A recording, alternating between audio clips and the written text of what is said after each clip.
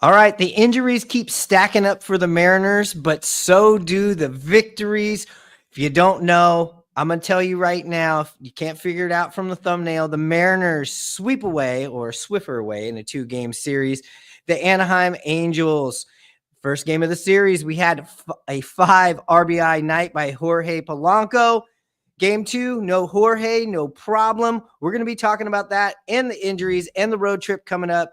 It's all peaches and cream here on the Rye Bread and Mustard, a Mariners podcast. That's right. That down on the docks on the other side of the tracks, 5-star dive bar podcast that's about to kick off right after this.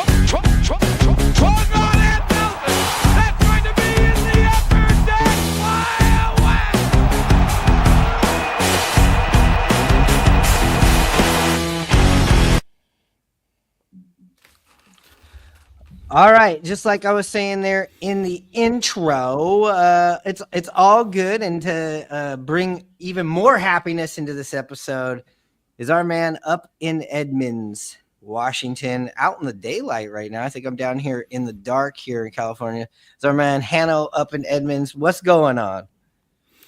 Not much, man. We might have a show tonight. We had some technical difficulties, and now you just played the opening. That's the first time I've heard the whole opening ever. Well, and I think it cut off on my end, so I was like, "Oh, great, we're off to a fucking hot start here." But it doesn't matter. We can have all the screw-ups that we want because we're talking about winning baseball. This is the first time we've seen our teeth. Look, we're both smiling. Somebody better get a screenshot of this if you're checking it out on YouTube. Mariners 7. I forgot to say this in the intro. 7 series wins in a row. And you know what?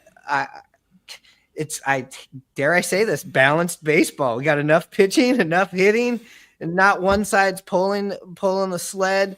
There's lots of room for improvements, and it is scary how the injuries are stacking up, especially looking at, the right field area of the team. We'll get to that. Another thing that we got to be a little bit, we got to have some constructive criticism or some little bit of concern. The setup game, the middle relief. We'll talk about that.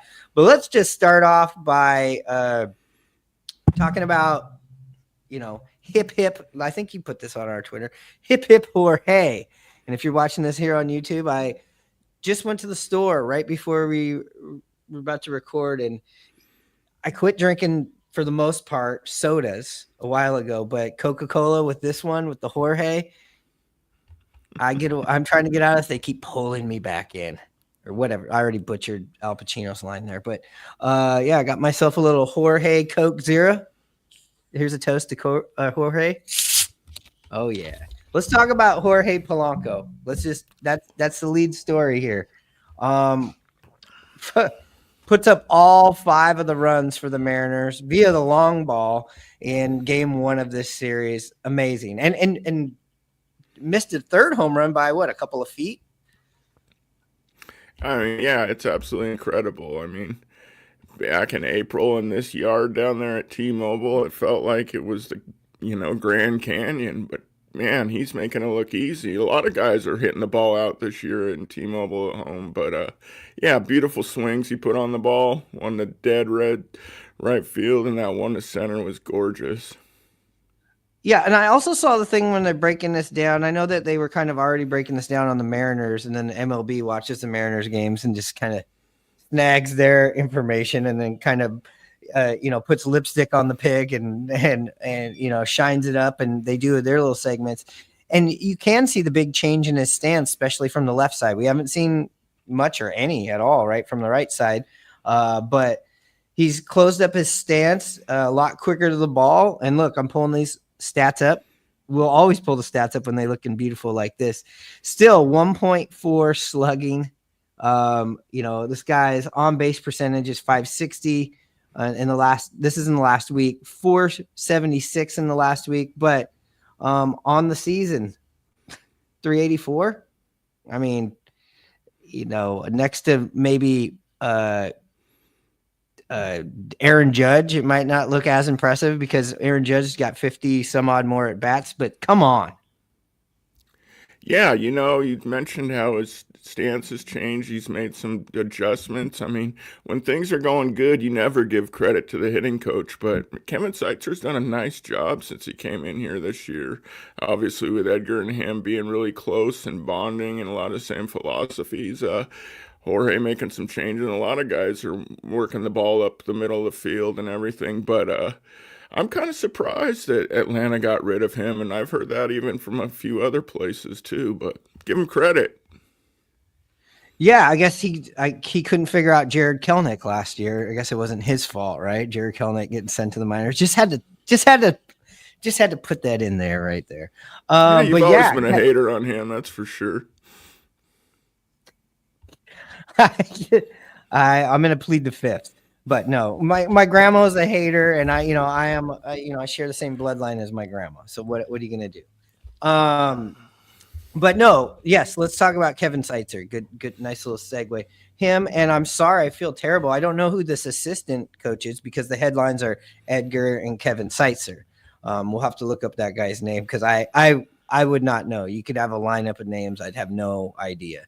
But I'm sure that guy is going to, put on his resume anytime, go onto his LinkedIn and be like, I was part of that Mariners resurgence of offense, which is huge. I mean, this team last year, I was looking at where we were about 30 games. I think we're about 2 games ahead of where we were last year. But, when you break that down over 6 months, that's a big difference from having 84, 85 wins to a team that can, you're setting yourself up pretty good if you stay around this pace. Dare I say, get near 100 games. All right, I'll settle down, Hanno. But I picked 91. That's fine, but I just want to remind you, you're talking about our pace from last year. Let's cool our jets still. We got a lot to talk about, but Yes, we had a 10-game lead, and then we, pissed down our legs. So I the Rams know. are playing good. It's exciting to watch. We're happy, but let's just enjoy the ride. Yes, I just always like to trigger you one way or another with the optimism. You get too But yeah, fired up for this team. I mean, John Stanton loves you. He markets oh exactly to god. you. But no, the sweep of the Anaheim Angels, is very sweet to me. I can't tell you how many times I've had to walk up those aisles with the fireworks going off and the rally monkey jumping up and down. I mean, like, we're going back to the Garrett Anderson years, till now. The Mariners have had a hard time with the Anaheim Angels. But to, last night playing a, relatively close game and, just playing keep away. We've, in game 1 of this series, you weren't seeing a lot of small ball. And then game 2, you saw a lot of small ball. This was a small ball game today here in game 2. And then the first game, it was not. You had to wait for the home run, but that's fine. That's fine. You get the home runs when you need it. You do the small ball when you got to do it. Everybody was getting on base today. I think up until the 7th inning, I think the Mariners only had 4 hits. Anaheim was out hitting the Mariners. And, our guy, we got to give some roses. Some other guys, let's give it to the small guys. We got a new name for him. I know I used to call him Living Leo Rivas Loca last year. I've now gave him a new name, Living on Base, Luis Rivas. Living on Nice. base, Luis Rivas. I like it. This guy has, come up and, put together a 517, I think, or he's over 500 in on base percentage. This guy gets on. He gets 2 singles. I think 1 from each side in an inning. Are you kidding me? No, he's come up and played nice, with injuries and especially with Demo out there now. And Yeah, he's done a nice job. It's hard for me to see this lasting for the whole season, but through the first month, it's been a nice ride for him and a lot of these guys. When you have these injuries like you have, you obviously need people to step up, and it's just so uncharacteristically of a Mariner team to. I mean, first of all, they don't get hit with the injury bug like they have this year, but even when they have it, the next man up mentality has not really came up for him. But yeah, he's done a nice little job. Hold on a second. Are you trying to sell me on that he's not going to have an 880 OPS the rest of the way? Is that what you're trying to say? Is that what you're trying to fucking sell me here? Hey, you always tease me about, oh, I got this negativity when we start the show. I don't have negativity. I've got reality. Yes. All right. But hey, his on base percentage, I oversold him. It's 513. But here in the last week, it's been 577. He's been a big part of this, and he's a sure-handed defender. I mean, that's really what he's there for, right? Is just to play defense. Doesn't he look like Matt Resendez to you? Every time I see him out there, I think it's Matt Resendez.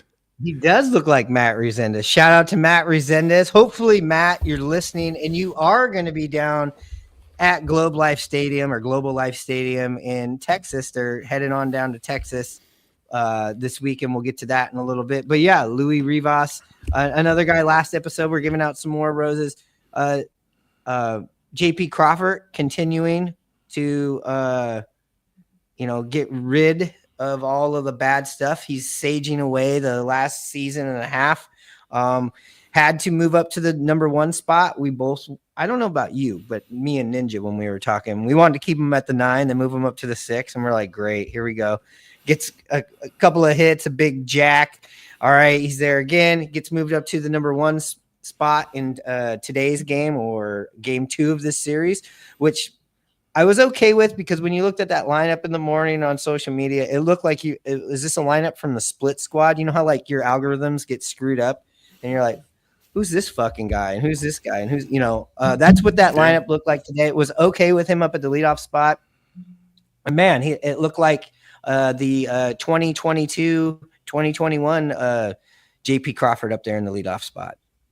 Yeah, I mean, I didn't see the game today, but just saw some highlights and looked at the box score and was listening. But you know what really surprised me was that slide he had at home plate today. I thought that was another injury ready to happen. It didn't look very athletic to me, like he slid late and he was like slipping on home plate. You notice that? Yeah, it was an awkward slide, and they actually slowed that down on the broadcast. Okay. I think Ryan Rome-Smith and Goldie were looking at that slide. In fact, I wonder if I can pull that up here. But while I try to pull that up, let's look at the good, man. In the last week, hitting 440. In the last 2 weeks, 377. And look, this season, 289. You're happy with JP if he's hitting about 250, 260. That's what we realistically would be very happy with. The on-base percentage in the last week, 533. Last 2 weeks, 468. This season, just a smidge over 420. And look, that slugging, 680 in the last week. And he's playing good defense. And you know what? You are right about that score today. I just watched it. Man, the way things have been going, you are so right that was when you slow it down and watch it. I don't know if I can get it on here. It definitely was scary. It just looked like he looked like he started to roll on it and then pulled it, but like almost could feel that roll. And then what was scary on the broadcast was they're showing him in the dugout laying down, but he was really talking about how like they were playing around about how exhausted he was. Like, give me the oxygen. But I was wondering though, I was like, and then he was kind of touching his leg and stuff like that. I was getting nervous the way things have been going with the injuries. Did he score from first on that play then, or? Yes. Okay. Yes. That was off of Julio's drive to center field. And that ball, that was closer at the plate from how fast Julio hit that ball, how hard he hit that ball, and how fast it came off the wall. It was kind of one of these things where I was pretty surprised there was even a play at the plate. But, I mean, that ball got out to the outfield really quick. So, I mean, we're talking about JP here, and And you mentioned Julio. Is it time for JP to take over the number one spot? Is he playing a lot better and hitting the ball a lot better than Julio? Are you ready to make that move, or are you still thinking Julio's going to get going again and keep him there? What's your thoughts? It's really like I think right now maybe you could just keep JP there until you get it. Here's what I would do as fantasy booking this is all right, let's have him go right there with Julio behind him, only because of you look at JP's at bats, and I kind of like this better at the 9 slot is, he for him to get 7, 8, 9 pitch at bats is pretty on the regular. I don't need to pull up the stats and look at everything. I know this. You know this when you watch JP. When he's up to bat, maybe you got to go to the bathroom in the other room. You could go to the bathroom really quick, come back. JP's still going to be up there. He might not even get a hit, but he's not a one and done guy. This isn't Paul Molitor going up there swinging at the first pitch. Yeah, I mean you're right. He sees a lot of pitches. He's definitely fighting the ball off pitches this year. He looks so much more confident up at the plate, and even when he looks like he's trying to cork one out, he's staying on top of the ball and driving it. Having a really nice start to the season. What's interesting to me about JP, and you see him having much more success again. Remember the first time he really had some success back in 2022 or 2023, and everybody wanted to talk about drive line. I have not heard that sentence all year, unless I'm just missing that. Is that place even open anymore, or did him and Ty France put them out of business last year? No, I believe they're still quite popular, and guys still go to them in the off season. I don't know if JP did, or he could have, or maybe he didn't. I don't know, but it's funny. You're right. Not everybody's reaching that on the broadcast and everything like before, but I wouldn't be surprised if he still goes, as his off-season workout plays. Yeah. Another person that we saw have a pretty decent game that we're still waiting for him to put it all together. I put him in the same boat with Julio, is our other outfielder, Randy Arozarena. Though he did have a good game today, threw a guy out on a plate threw a runner out at the plate. Shallow hit, but I mean, that's a throw that you got to make and you got to get it. He executed it. He also had a bomb off of Tyler Anderson. I think it was a changeup or curve, but he was on it right away. Then you see a typical couple of Randy weird at bats, gets another single, but this is the guy I believe still leads the team in stolen bases. His on base percentage is pretty good. You look at that average 208, just like you look at Julio's 207. You got to figure those things are coming up. And that's what I'm pretty optimistic about this offense, because the back part of the lineup and all these other players, the other guys have done their job. Again, how long is that going to be able to happen? These guys definitely have to get going. Cal Raleigh's going to be Cal. He's gonna, quietly get his 1 or 2 hits here, and he's gonna have an explosion. But we are still waiting for the Julio or the Randy Arozarena, and that's what I am optimistic. I know that something's gonna happen here soon. You'd think, with Randy, especially when the calendar starts warming up, right? Yeah, with Randy, I mean, I think what we see is what we're gonna get. Maybe hotter and rev it up a little more, but I mean, he's that type of player where he's clutch, have you a great at bat and come clutch for you, and then maybe later on you're like, what just happened? Is it the same guy I saw earlier up at the plate? But man, the plate was really nice. I was curious to just see where the runner was when Randy got the ball, and the runner was touching exactly third when Randy got to it. And you're right, it was in shallow center, but he gave that long, nice hop from easy throw to Cal. That was huge. It was definitely huge. And yes, like you said, very shallow, like we were mentioning, but he didn't overthrow it. He threw it right at the cutoff guy, and they let it go right through. That's what you're supposed to do.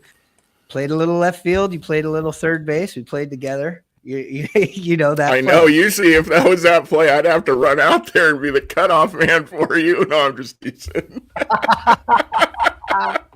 But let's get back to it. We got to compliment the Mariners. Remember how last year I heard, or I was noticing, they couldn't hit left-handers last year. We're looking pretty good against the lefties this year. Crochet, um, Tyler Anderson today, and there was one more that but it's nice to see we're doing okay against lefties.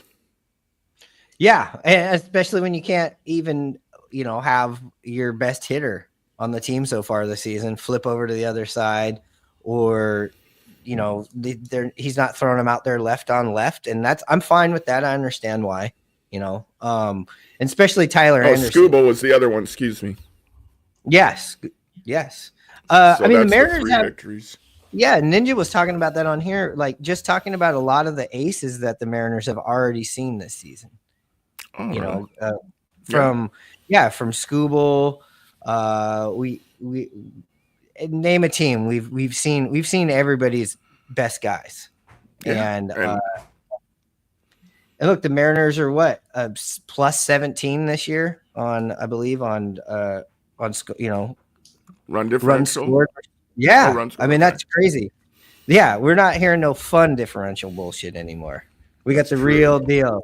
We don't got that swap meet T-shirt anymore. Okay, we got the run different. We got the real thing, baby. Another person I want to talk about too, and I'm interested to see how he gets through this. And I mean, he's had a couple of games here. I noticed that he's not getting as many fastballs, and that's our third baseman, Ben Williamson. It's going to be interesting to see how he's going to adjust now that there's a tape on him at the plate. Yeah, absolutely. I noticed his at bat yesterday where he did get a fastball. It looked like a pretty nice cookie to him, about 94, but he swung right through it. So we figured he'd come back down to, what type of player he is. But you're right.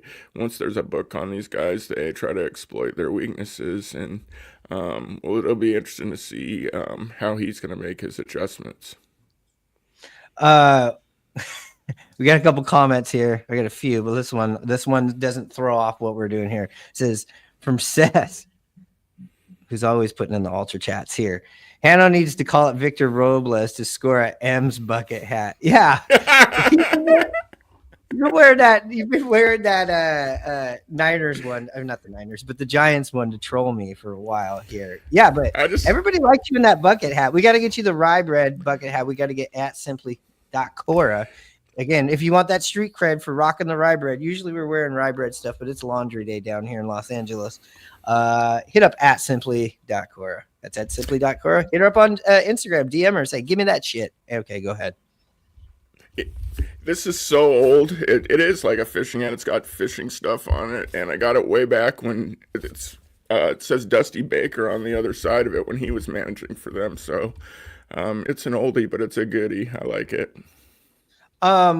So before we get into maybe the injuries and maybe some of the other stuff, we did see Samad Taylor come up today. His first at bat didn't look so great, but you could see how fast this guy is when he bunted himself onto base. That's what you want to see with this guy, right? Get him on base, play defense. That's what he's up there for. Yeah, so what you're telling me is he just needs to put the ball in play and good things are going to happen. He didn't look very comfortable on the ground. At the plate, though. Yeah. He needs to get the ball on the ground, yeah. He's only played about 30 games. I know he had a little bit more of a stint with the Royals. Last year, we barely saw him.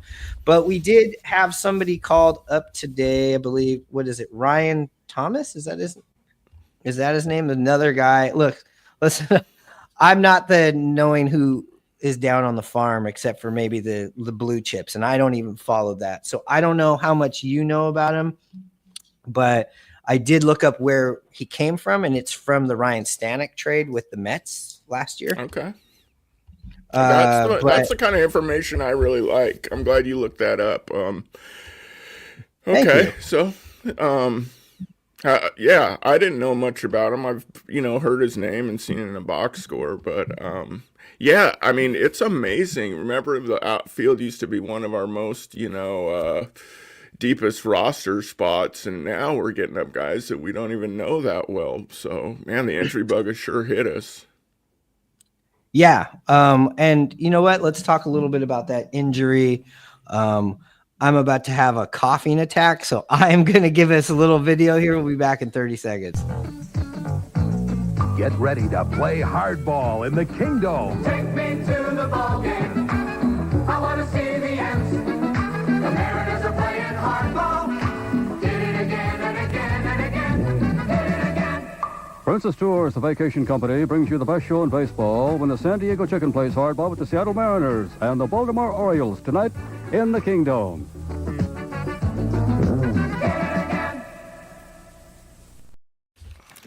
All right, I'm still alive. I'm here. So yeah, where do we start with the injuries? When we last talked, we did not have the injury to Dylan Moore yet. I don't believe. Was that a Monday morning thing?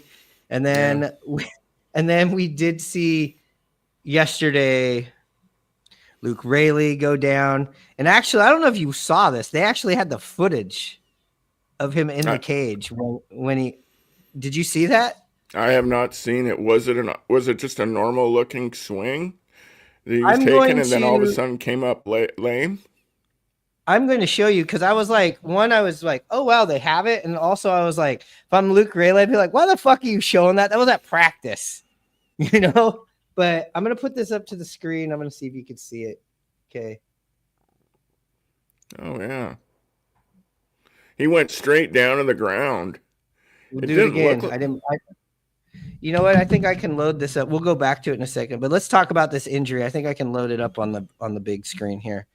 But it turns out to be a pretty, as far as timeline, seems like he's not going to be back until, when Robles is back, because they're saying it's, as far as the shadow, as you like to call him, Justin Hollander, he said it was minimum 6 weeks.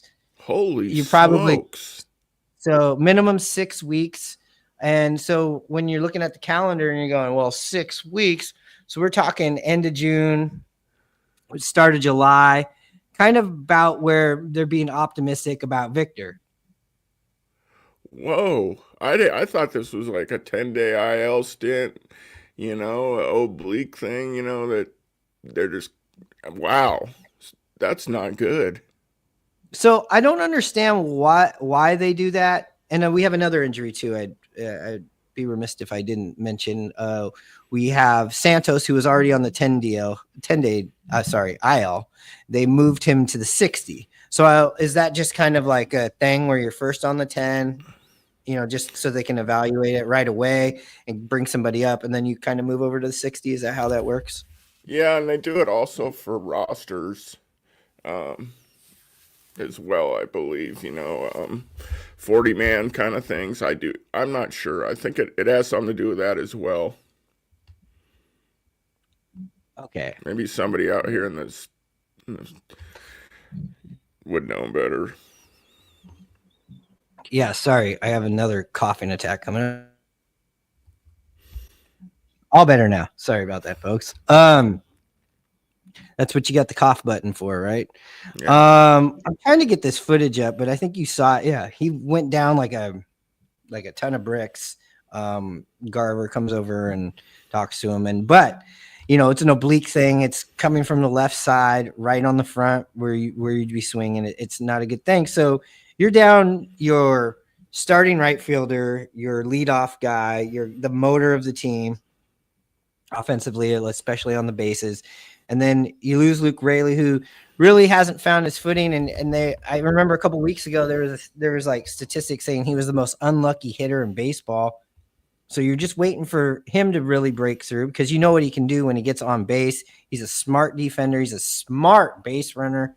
You lose him. Those are two huge losses where I know that we are calling people up, but you would assume at this point, maybe you got to go get a veteran for a little bit, somebody that you at least could count on Doesn't make you feel like, damn, I wish we had Mitch Haniger. Not really, but I mean, like, but I would assume they would maybe try to find somebody. Maybe somebody else gets waived that you could kick on the tires. This is where I'm okay with them, like grabbing somebody that kick the tires to see what happened. I mean, they did that last year with Victor Robles. Well, yeah, I'm going to mention to you again what I mentioned to you when you texted me that he went down. I mean, is this the ceiling for the Mariners already this year with their team and their guys are dropping like flies? Or are we going to be able to withstand it? Sure, there'll be some ebbs and flows and maybe a little drop off, but can we, keep this up, do you think? Well, I think realistically, you look at it and you go, all right, you're up, 6 games over 500? If you can just keep treading water, or not tread water, because that would be a downgrade. I'm sure, yes, you're going to hit some sort of ceiling, but I would assume like if you can kind of stay around that like 6-7 games over 500 by the time you get Victor Robles back, and let's not forget Logan Gilbert's injured. We haven't seen Kirby. I mean, we have a lot of really good guys coming back to the team. So, and you know what? You know what? When that happens, sorry to interrupt you. That's going to be the Mariners' mid-season acquisition. They're going to get all these guys back and say, we don't need to go in and get anybody out there. We got all these guys back. So that's what I'm predicting. Sam had a question here. Any outfielders that you guys have in mind? Ninja's always going to be banging this drum for Luis Robert. I looked him up. He's off to a slow start, hitting about $150. I guess you would have to just look at teams like that. I know that like Baltimore's having a shaky start and there's some outfielders there, but you're like, how much does that cost you? I think what you really need to do in the meantime is just get somebody maybe that's, again, like a veteran that you can put out there. Where are the Denard Spans when you need them? I love that guy. But listen, you love that pickup. That was a great pickup. I think that was the 2018 season. That was the crumble of the year. The crumbling year of that. We also had, here we go. We got somebody that says, what else did Sam say? He goes, we got another message from him. He said, even though we are doing well, I strongly believe we need to get another outfielder since Luke won't be back before the trade deadline, it seems. Yeah. I mean, you'd be putting a lot of faith in some minor league players if you did not. When you get Dylan Moore back, sure, you can play him out there, but you could only play him out there if Leo Rivas is continuing to be living on base. Leo Rivas, you would only play him out there if Ben Williamson, doesn't regress, or JP Crawford staying healthy, or somewhere around first base, because you can't put Polanco out there to help out, and we don't want to put Polanco out there to help out. So, like, yeah, you are very limited, and especially you're really asking Julio and Randy to play every single day in the outfield, which is fine, but I mean, you don't really have any wiggle room to put him at the DH spot. I mean, think about this. This season could have gone south real quick. None of our starting pitching has been what we expected. We've had 2 guys go down with injury, 2 outfielders go down. Your third baseman who you expected was hurt, so you brought up a rookie kid. And how did that transpire? It's been really nice. You're talking about Living La Vida, Loey Rivas. Your Gold Glove utility players on the DL too. I mean, yeah, it's amazing what they've actually done so far this year. It's positive, even though I don't think it's sustainable, but I'm still like, holy smokes. I mean, I guess it is. I was saying this isn't chaos ball. Well, you're not seeing chaos ball in between the lines, but when you're looking at this on paper, this is chaos ball. You've lost. Let's be honest. Those are your best 2, as far as everybody's concerned. Your best 2 pitchers. Your best 2. They still have a bit of a ceiling. Cy Young possibilities. They've both been all-stars with Kirby and Logan. You've lost. You still haven't had Matt Brash. We'll get to the bullpen setup in a minute here.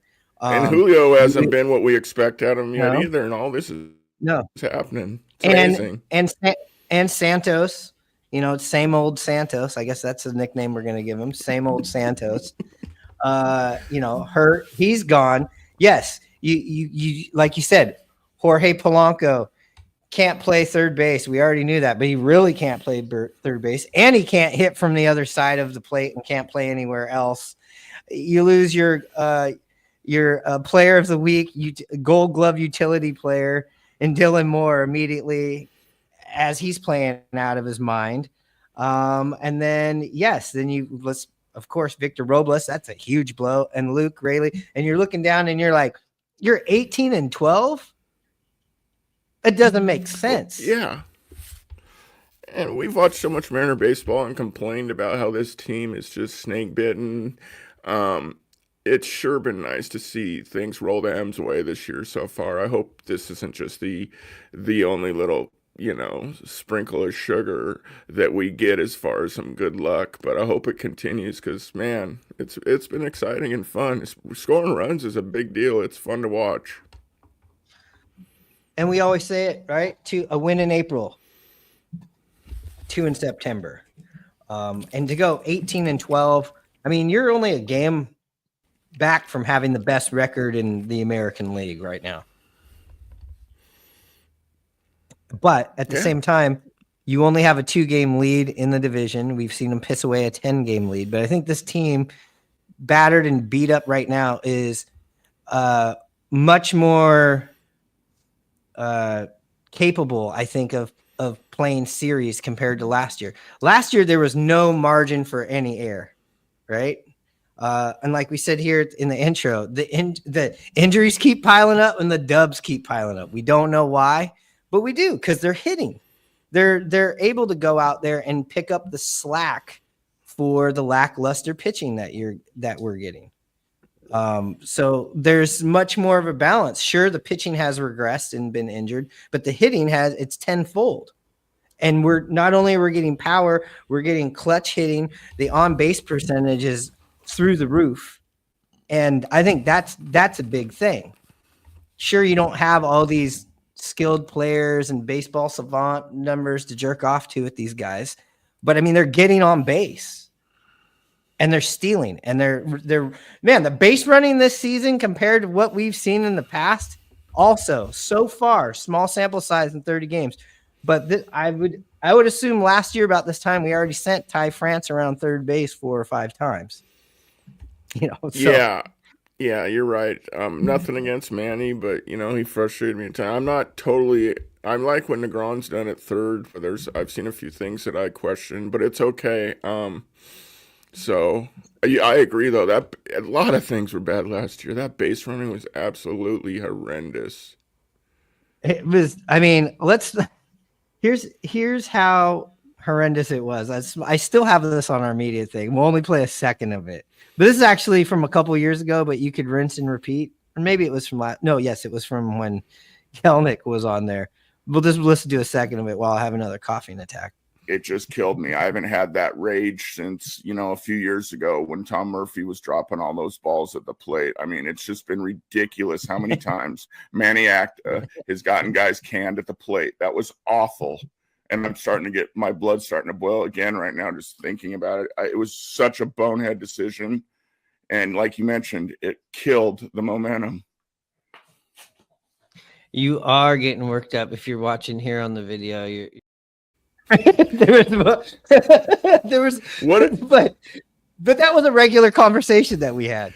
Absolutely. I mean, what a difference in the disposition with, for the last couple of years, watching Mariner baseball was tough, but what a difference, this season that's been for us with Danny O at the helm. It's just nice to see hits and not so many strikeouts and putting the game in motion. Yeah. And God, it's so much more refreshing. Yeah. He is offensively aggressive. And I want to point out something that was very aggressive to me, but I go, all right, it's today. We're up there in the 7th inning. There's no outs. The bases are loaded. Solano, we've been waiting for him to heat up, and let's be fair to Solano. He's been hitting better here in the last week. He has. He got a couple knocks today. Let me see. He comes up with the bases loaded. He's feeling good. We're up 4 runs. And he's like, you know what? I'm going to go down to the bench and you're going to get one swing at this. And we bring in Polanco, and, he flies out. What kind of sucks is it ends his 6-game hitting streak. Right? Oh, so right Polanco pinch hit for Solano? Yeah. And Solano That's the right move. It is. That's the aggressive move to go, let's just put this fucking thing away.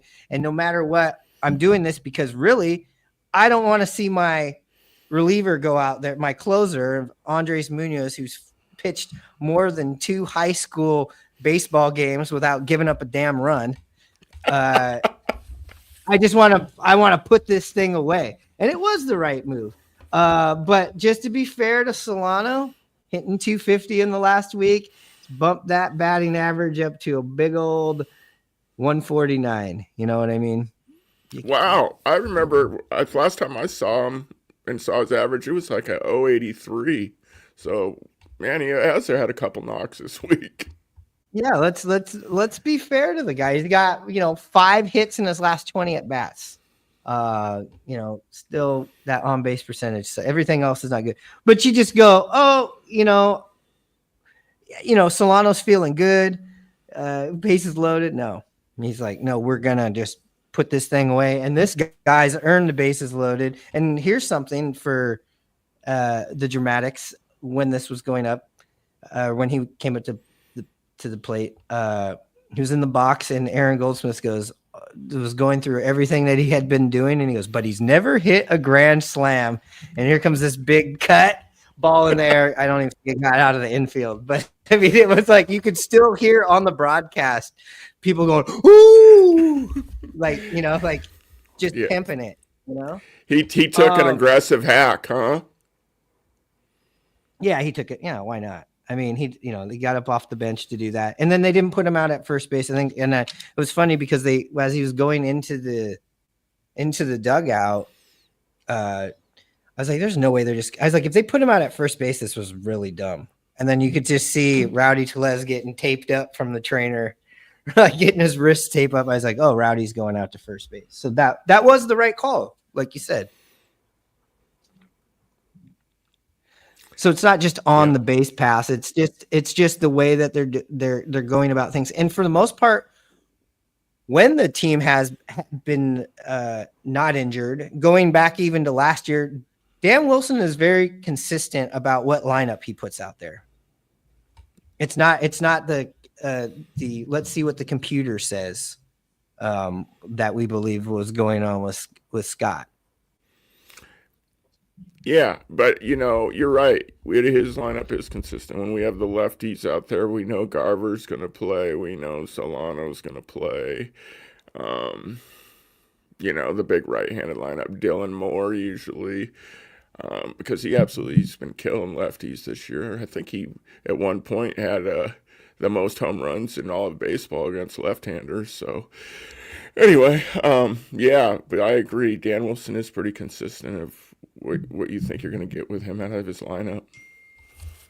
I got to have another one of my, let's just cough this out. So I'll go to a quick little break here, but when we get back, let's talk about the bullpen, because that is something of concern. It's you look at the back end of the bullpen and you got Andres Munoz. And if you were to say who comes in the seventh, yeah, because I was going to ask you who comes in the 7th and the 8th inning. I'll give you my answer. I got no fucking idea. We'll be right back and we'll talk about it. Rye Bread and Mustard, a Mariners podcast. We have the one and only Mr. Tom Hutler, do you have any of your favorite stories from the Kingdom? There was a time we had an earthquake, and so they were going to evacuate the building. So I was like getting up to go leave, and they go, "No, you can't go. You got to read these safety things." It's like, do we need to tell them that there's smoking's only on the exterior ramps? yeah. And Dave came shooting past. He signed off. I'm going, wait, I'm the only one here. Listen and subscribe to Rye Bread and Mustard, Emeritus Podcast, wherever you get your podcasts. Supercross this weekend in the Kingdom. The Coors Beer Supercross doubleheader. Get ready, Seattle, this Saturday night at 7:30 and Sunday afternoon at 2. The 1988 AMA Supercross Tour, Motorcycle Mania, on an incredible dirt battleground that treats man and machine the same way. With absolutely no respect. See the best. National champion Jeff Ward, former champion Ricky Johnson. Tickets at all Ticketmaster locations, including the Bond, Tower Records and Video, and participating Honda dealers. The Coors Beer Supercross.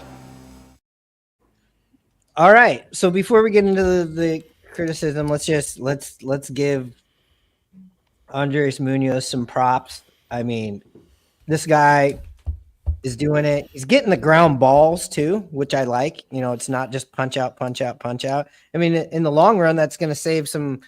You'd figure some wear and tear on the arm and the body and stuff to, you know, get through these saves without having to pitch 25 pitches in an inning. So I'm liking what I'm seeing out of him.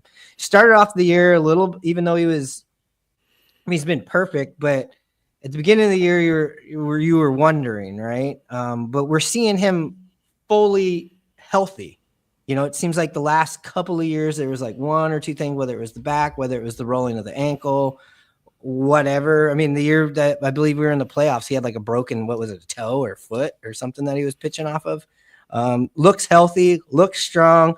And I know it really doesn't matter, but God, I love that now we're getting to hear from him a lot. He's done such a great job of being able to do both languages now in the interview. So it's fun. It's a fun time for Andres Munoz, I'm sure.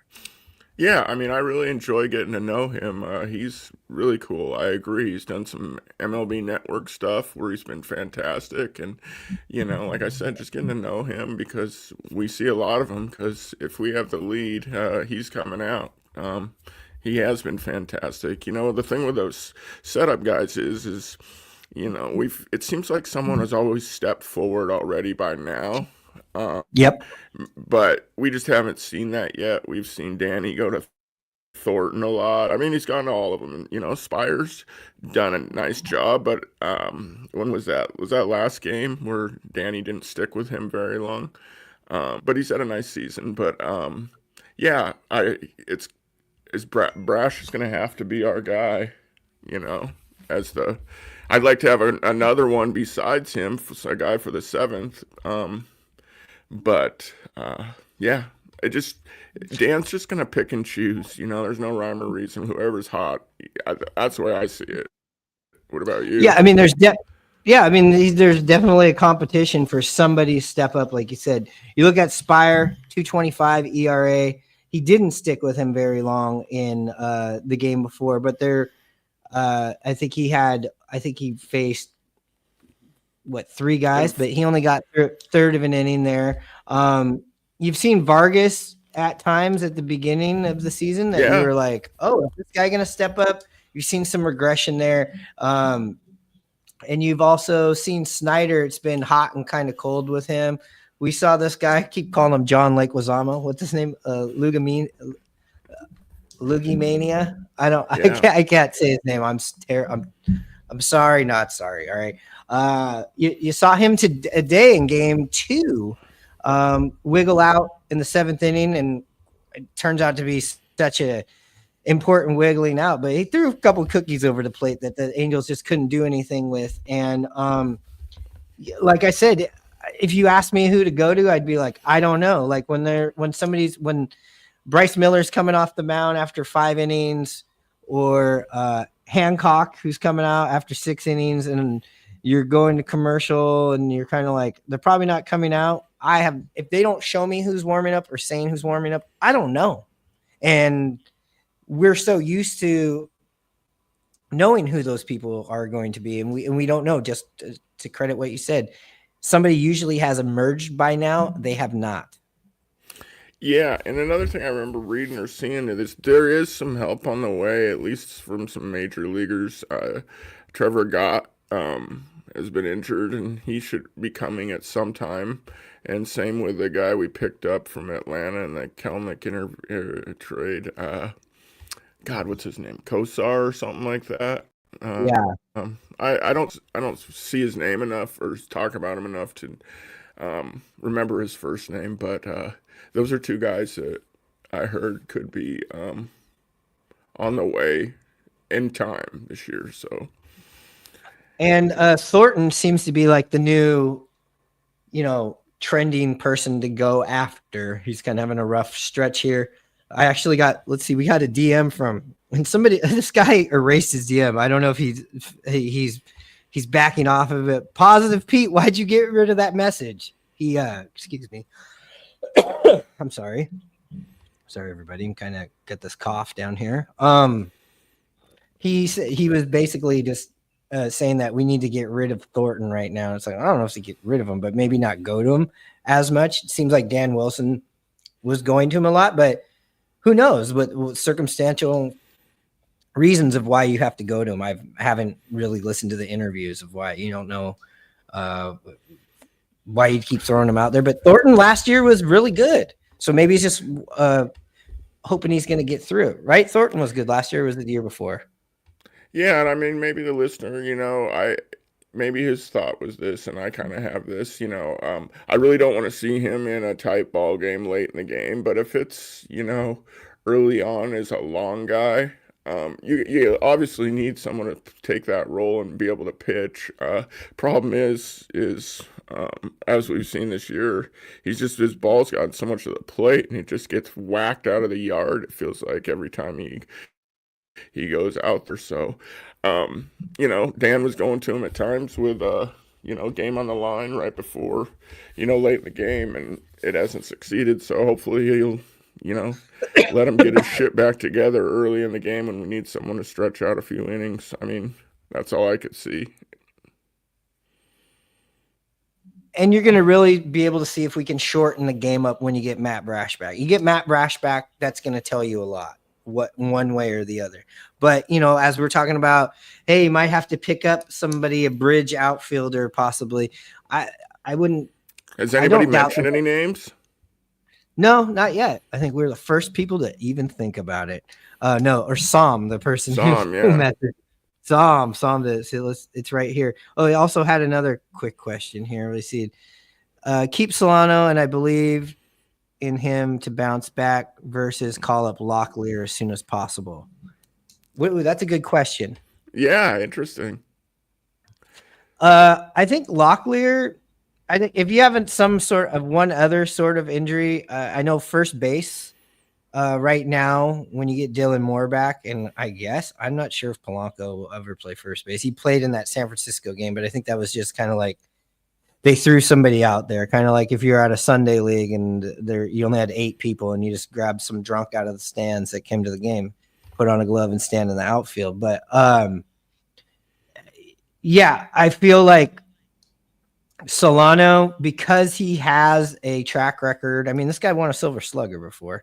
He's off to a terrible, terrible start, but you're starting to see signs of improvement. And I feel like somebody like that, especially when you, and we'll put in the factor of, like you say, the Mariners don't usually, they're not about dead money. So I think you're going to have to give him 50, 60, 70 games before you're going to see some sort of DFA. Yeah, I agree with that. I think Locklear's been hitting well down there. It's unfortunate that he doesn't get his chance right now, but, maybe they want to see him succeed down there a little bit more. Yeah, Coar, that's what I meant, his name.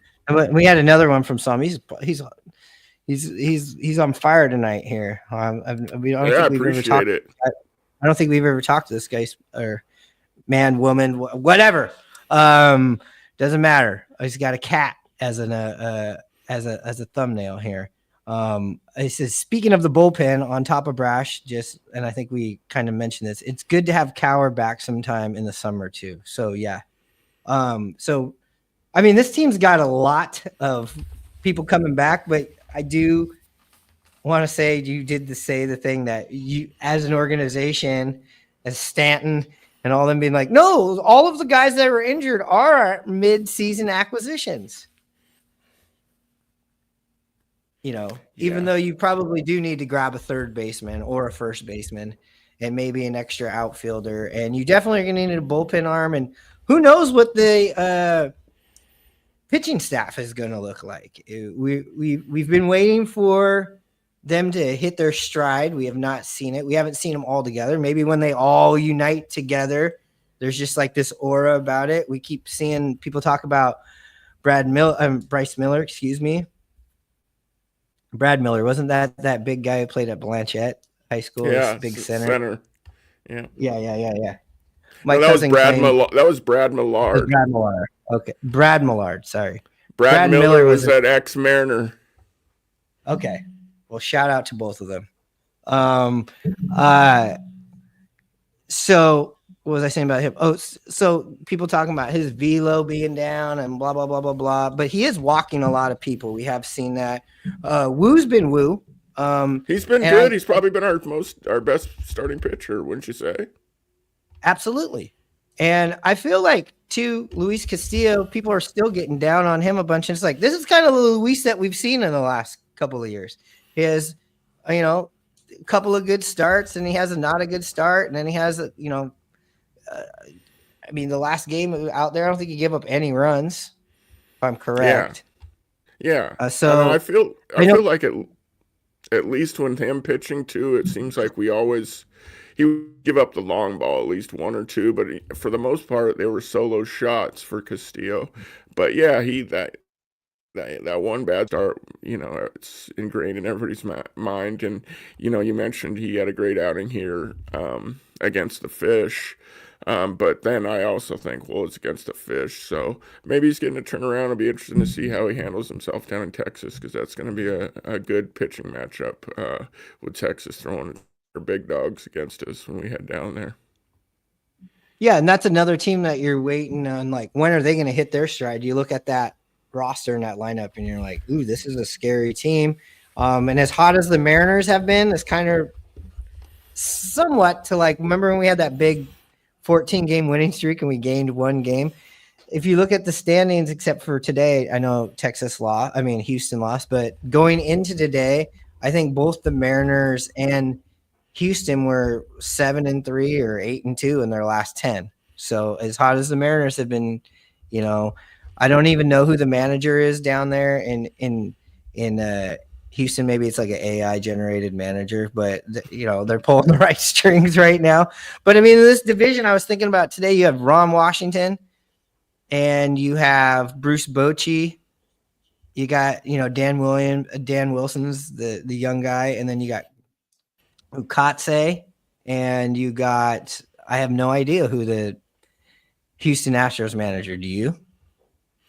I see his face, but I don't remember his name offhand. It's like I said, AI generated. Ever since he took over for Dusty, I've just whatever. Yeah. And look, at the end of the day, like, we don't talk about too much stats and baseball savant shit on here, but the one stat that does matter to me is the win and loss columns. And that's what I'm looking at. And the Mariners are going out there and winning. And even some of these pitchers that aren't putting up those crazy pitching ninja numbers, you're still getting games where, look, as shitty, if you want to just call Bryce Miller's start shitty, still didn't give up any runs in 5 innings. You'll take that any day. Sure, you'd like to see him pitching to the 6, but come on. Yeah, absolutely. I mean, every game's different, and you can be critical of things. But yeah, you're right. If he got the Mariners won the game and he didn't give up any runs, I mean, that's good. He worked around all his walks, which were certainly very uncharacteristic of him. I mean, that happens. Yeah, and look, you can still win without being dominating. You don't need to just go out there and dominate everybody. It's great if you do, but I mean, come on. I mean, Luis Castillo, I'll just tell you right now, 3-2. Let's just get into the numbers. 3.6 ERA. Sure, you'd like to see that down, but he still got you 32 innings, not quite as many innings as you want. And the walks are there. That's, but he's still 2-1 on walks and strikes, as bad as you think he's pitching. You know me, I hate it when pitchers walk guys, especially the bullpen. But yeah, I mean, it's uncharacteristic from what we've seen from the starting five, is the walks. But they will come back and bite you, though. It's something they'll have to need to clean up. That's for sure, though. Absolutely. Well, I think we've pretty much covered all of this shit, right? And hey, this episode is going to have a little shelf life because the Mariners got an off day tomorrow. I can't believe we or today. If you're getting this. And it was only a 2-game series. Yeah, pretty amazing. I thought this was going to be a shorty, but this was right at 1 hour. I think our episode was longer than the series that they played. Believe it or not. Mm-hmm. But one thing I did want to do, the Mariners popping out to first place finish here for the first month and some change of the season. I said, all right. I'll spend a little money on them. And I went out I went out and got it. I went on my phone. We're going to do the boxing because we'll need it for the clips because nobody will even watch the show, but they'll watch this part. I'm going to rip it open. What do we got? Sorry, it's not at intheclutch.com. I didn't get it from intheclutch.com, but there are people here in the message. Head on over to intheclutch.com. They got all those fun, ironic shirts for all of the sports teams. It's all licensed, so the money's not going to Fanatics. It's not going to the team. It's going to the player. Where else you can get that Hot Dogs for Heaven shirt. But I sold out. I went to Fanatics. Got myself the PNW hat that they wanted, I don't know, $55, $60 for the last couple of years. Got it for $35, $44 after shipping and handling. Wow, yeah. Sharp hat. I thought, what I really thought that was going to be? I thought somehow you got one of those captain hats that they gave out. I can see you wearing one of those. How's that look? The PNW. And I'll tell you what. I want to get this PNW just in case the team went bad this year. Where you can be like, listen, I'm up in the Northwest. All right. So man. Well, hey, we're Simply Seattle. I'm wearing a Simply Seattle shirt here. Like I said, it was laundry day. Okay. Well, I think we had a nice little chat here. It's fun to talk positive stuff, peaches and cream, baby. But we'll see what's going on here. The Mariners' last road trip went really well. Way better than we can expect, especially on the East Coast. But the jury is still out to see if this is a road team. That's pretty much what it is. Their road record last year, I believe they were 10 games under 500, if I can remember correctly. So that is a something that still needs to be proven that they can win on the road. You're going to Texas, and then you're going to Sacramento, which me and the Ninja will be there in Sacramento for games 2 and 3. More information on that. We're definitely going to be doing a live recording somewhere. But yeah, and then you come back, and it's a tough stretch. And I think when we were talking on the phone or texting, I said, I'm going to really be believing in this team once we can get through this road trip and the homestand with Toronto and New York, and then that following series with the Padres, because that's a tough week right there. And you add the road trip. So I would hope in that stretch of games, this road trip, the homestand, and the Padres, you can play 500 baseball. Come out the end of that. That's like the long game here. We're talking 2 weeks of baseball. If you come out of that 5-6 games over 500, I think you're gonna be all right. Yeah, and didn't we break down just this, 8 games against the AL West here, 2 against Anaheim and 3 each versus Oakland, and we wanted to be hopefully 5-3. That'd be really positive. And I think the Mariners are, if I can do this correctly, have we played 12 games? I think we are like 9-3 against the AL West right now. Because I know we lost the game. We swept Texas. We swept Anaheim, that's 5. I could just pull this up, but I just want to see if I can go off the top of my head. And then we also played Oakland, which we won, 2 out of 3 out of that, I believe. I don't know, or we split. We're doing good. We're doing good, guys. I could just pull this up, but it's the end of the show. Anyways, with that being said, thanks for liking, subscribing. And if you're checking us out on YouTube right now, I see people watching. Hit that subscribe button. That helps us out. Same thing with the podcasts. If you are new to the show, usually the podcast will come out at night on YouTube, and it'll be right there in the morning for you on the podcast side. But tonight I might just pop it on there right now. Anyways, with that being said, Hanno, man, you know what time it is.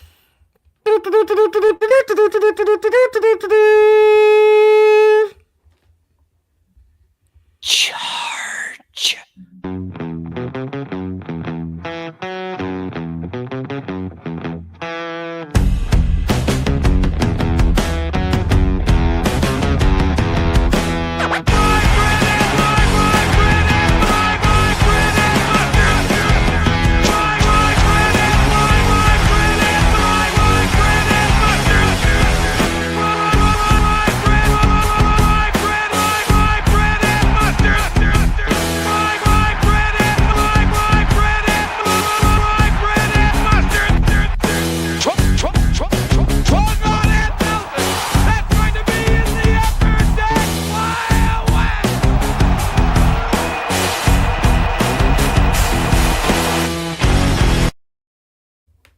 All right, awkward part where I hit end stream.